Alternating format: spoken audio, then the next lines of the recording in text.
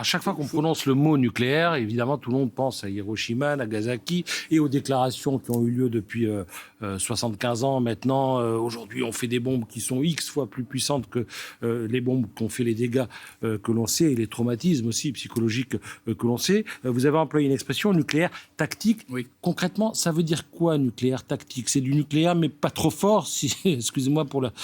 Non, c'est pas du tout une question de puissance. C'est une question de quoi? C'est une question de ciblage. L'arme nucléaire stratégique, elle est conçue pour tout détruire, ça. Pour frapper Moscou, Paris, des grandes villes. Tuer les gentils, les méchants, tout le monde est mort. Tactique, ça veut dire quoi? C'est conçu pour frapper des troupes, une concentration de troupes. C'est ça, la bombe nucléaire tactique. Mais si vous permettez... Mais les Iraniens ne sont pas stupides au point de concentrer toutes leurs troupes au même endroit pour dire « Ok, on est là, tapez-nous dessus ». C'est pour gagner une bataille au sein d'une manœuvre. Elle vient au sein d'une manœuvre division militaire. blindée qui s'avance, et là, effectivement, vous pouvez projeter une arme tactique. Oui, mais ce n'est pas facile d'emploi, parce que les retombées, c'est pour tout le monde, parce etc. que vous tapez à un endroit, mais ça irradie jusque... Absolument.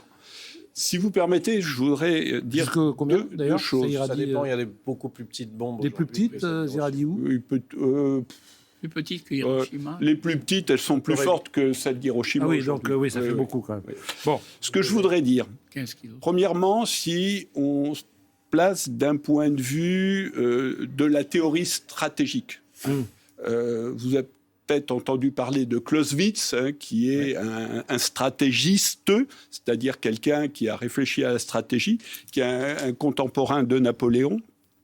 Et Clausewitz a établi, et finalement, les réflexions de Clausewitz se sont retrouvées dans les deux guerres mondiales.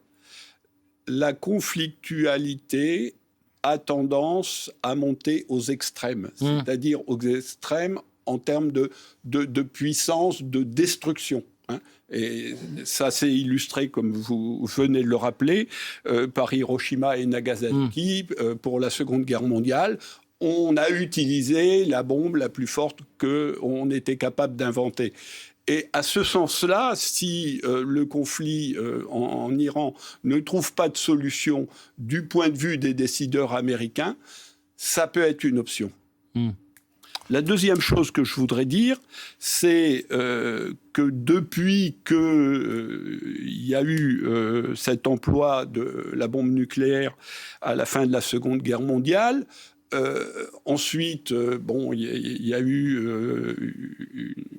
une compétition entre les Américains, les Soviétiques, les Chinois, les Français, les Israéliens, tous ceux qui ont la bombe aujourd'hui. Les 5 membres permanents du Conseil de sécurité, plus 4 autres, Israël, Pakistan, Inde et Corée du Nord. Et on est entré dans une posture dite de dissuasion. Et certains disent que la bombe, c'est une arme de non-emploi.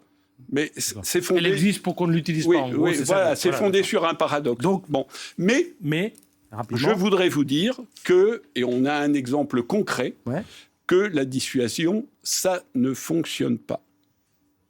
Exemple, Israël possède la bombe nucléaire. Ça n'empêche pas certains pays... Et ça n'empêche pas l'Iran de bombarder Israël. Oui, c'est vrai. Moi, je crois qu'on est